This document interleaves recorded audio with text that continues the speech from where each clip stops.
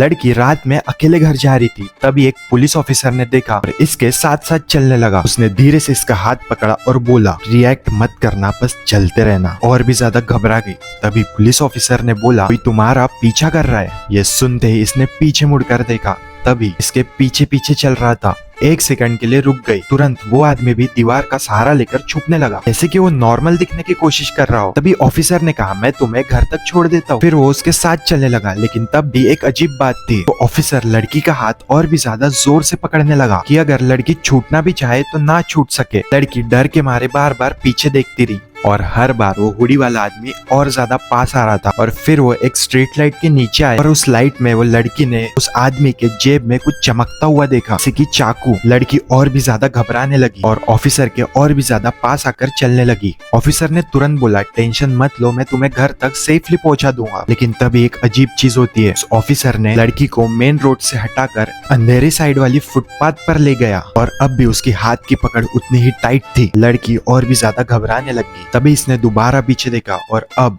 Hoodie वाला आदमी सीधा इसके तरफ चलकर आ रहा था और अब तो वो छुपने की कोई कोशिश भी नहीं कर रहा था। उसके हाथ में वही चाकू जैसी चीज थी। ये देखकर लड़की को लगा कि अब ऑफिसर पर भरोसा करने के अलावा और कोई चांस नहीं है। इसने उस ऑफिसर से कहा कि वो आदमी तो और पास आ रहा है। ऑफिसर ने भी आसपास देखा और एक छोटी सी गली की तरफ इशारा किया और कहा कि ये शॉर्टकट है, अब जल्दी से इस गली से निकलो और उसी साइड से कैब भी कर लेना। लेकिन तभी लड़की ने थोड़े ही दूरी पर एक टैक्सी खड़ी हुई देखी और कहा कि मैं इसी में चली जाती हूँ। लेकिन ऑफिसर पैनिक हो गया और कहा, नहीं नहीं, तुम इसी गली से जाओ। और बोला कि वो आदमी पास आ रहा है, तुम इसी गली में सेफ रहोगी। उसी वक्त उस लड़के को ऑफिसर पे भी कुछ शक हुआ। लड़की ने पूरी ताकत से हाथ को झटका देकर छुड़ाने की कोशिश की, सीधा टैक्सी की तरफ भागने लगी।